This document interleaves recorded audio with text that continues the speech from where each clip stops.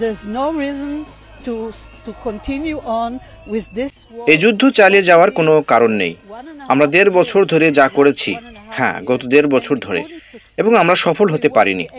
আমরা এখন তা করতে পারবো না। তারা কেবল গাজা দখল করে সেখানে নতুন বসতি স্থাপন করতে চায়। তারা সেখানেই থাকবে, সৈন্যদের হত্যা করা হবে এবং এটাই ঘটবে। আমরা যুদ্ধ বন্ধ করার আহ্বান জানাচ্ছি, যা আমার বিশ্বাস, আর যুদ্ধ নয়, এটি একটি গণহত্যা। আমরা জিম্মিদের ফিরিয়ে আনার আহ্বান জানাতে এসেছি। আমরা জানি যে নেতানিয়াহু জিম্মিদের ফিরিয়ে দিতে চান না, কারণ তিনি তার সিংহাসন চিরতরে ধরে রাখতে চান। আমরা জানতে চাই যে মেসিয়ান দলগুলি কেবল পশ্চিম তীর এবং গাজা স্ট্রিপ দখল করতে চায়, এবং আমরা এর বিরুদ্ধে।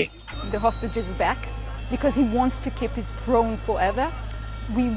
We know that the messianic parties just simply wants to annex the West Bank and Gaza Strip, and we are against that.